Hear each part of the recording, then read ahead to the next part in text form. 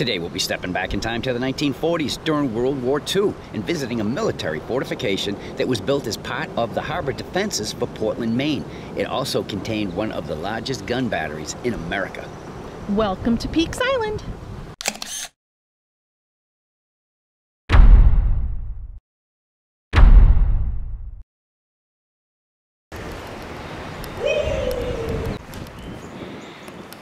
We are following the trail to try to find the old abandoned military facility.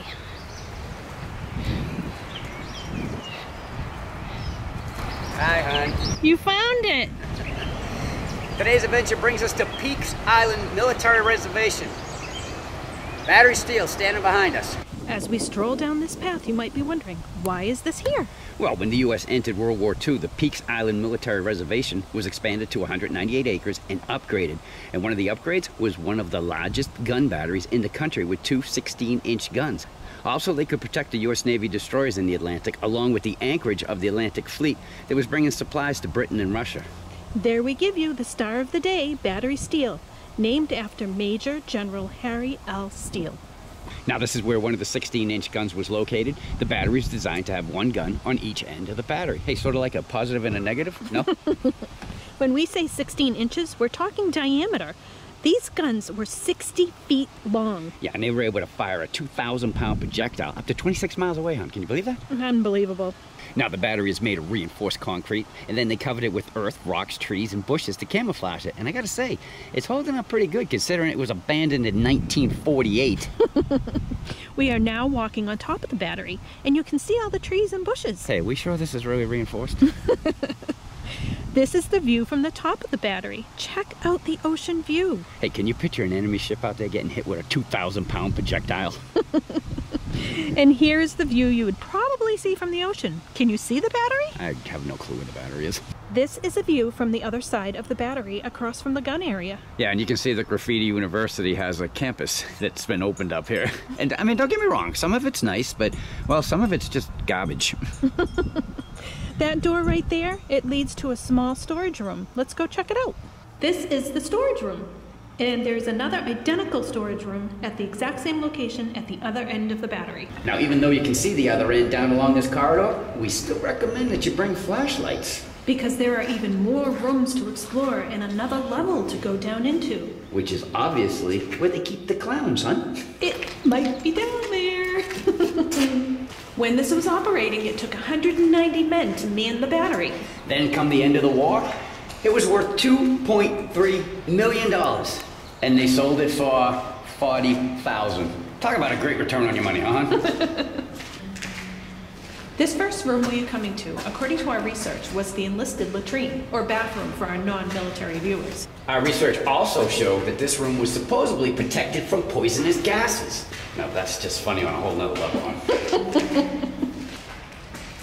Continuing on our tour of the rooms brings us to the next one, which was the officers' latrine, or bathroom. It is definitely decorated with graffiti. The third room is one of the two rooms where the shells were stored. Now, in case you're wondering just how many enemy ships and torpedo boats were destroyed from this battery, well, that answer would be a big, fat 0. As a matter of fact, the big 16-inch guns here, they were only fired once, but they did do some damage. Yep, that was the test shot after the guns were installed, but the vibration of the gun shooting was so intense that nearly every pane of glass on the island either cracked or broke. Now, the next room we're going into would have been the powder room. This is where they would store the powder, which was used to fire the shells from the 16-inch guns off to their intended targets. Well, they would have used it if they actually fired a shot. Oh, okay, that's very, very true. Now, some of the murals here that are under the graffiti, we believe were here from the sacred and profane festivals that have been held here. This room is also the last room in this half of the battery. The second half of the battery has another powder room, shell room, and 2 additional storage rooms. In the exact middle of the battery is a set of stairs going down to the lower level. So you know where we're going next. Ooh. The stairs led down to the power control room, where all the power from the generators were run by 3 large diesel engines. We've also read that at times this area can be flooded. And if you look at the staining on the lower part of the walls in here, it looks to be true. But right now, it's just a little bit muddy. But hey, we are mud fun. Yes, we are. The other rooms that were down here were a workroom, 2 air conditioner rooms, a muffler gallery, and the north entrance, which was on the back side of the battery. Yeah, but apparently one of the rooms down here had the answer to all of life's questions, and the answer is puppies! It always is. Now, in all honesty, we couldn't verify which room was which down here like we could upstairs. Oh, and check out this room. It looks like a zebra room. Maybe this is where they come from? In case you're wondering if Battery Steele is on the National Register of Historic Places, well, of course it is. It was placed there on October 20th, 2005. All right, guys, we've made it to the other end of the battery. Now, we did check out the rest of the rooms, but they were all the same, so we didn't even bother filming them. We did want to let you know before we forget, though, that Battery Steele is open to the public, and it is easy to find. There were other structures here before 1957, but that is when a forest fire destroyed all but 12 of them. Yeah, most of the remaining structures are on private property, but you can still see some of them today, such as... This observation tower housed a range-finding telescope used to locate enemy torpedo boats, so that the anti-torpedo boat battery could react to them. As you can see, it had great views of the water. Now, this building was the Searchlight Powerhouse, and it provided power for the disappearing searchlight, which was something Cheryl and I had never heard of before. But by using a counterweight, it allowed it to be upright, so it could be used, or it could be folded down to the ground, you know, like it disappeared. And we believe that these were part of the structure.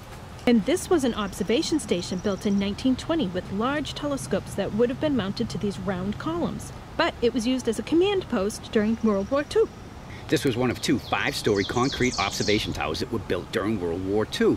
You know, more height and high-powered telescopes made it a lot easier to see the enemy coming. But remember, they never came. All right, let's go back to Battery Steele. Hey everyone, how cool is this place, huh? This is awesome, huh? That was totally awesome. Peaks Island Military Reservation featuring Battery Steele. Now, if you guys like what you saw, we'd appreciate that thumbs up, as always. If you want to follow along with everything we do here on the We Have Mud Fun channel, right down there in the corner, just click it, and you're in. If you have any questions or comments, you can put them right down below, or you can just say hi. Just go say hi back. We always do. Till our next video, our adventure, the end.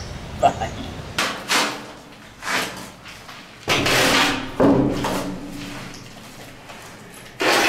Dave?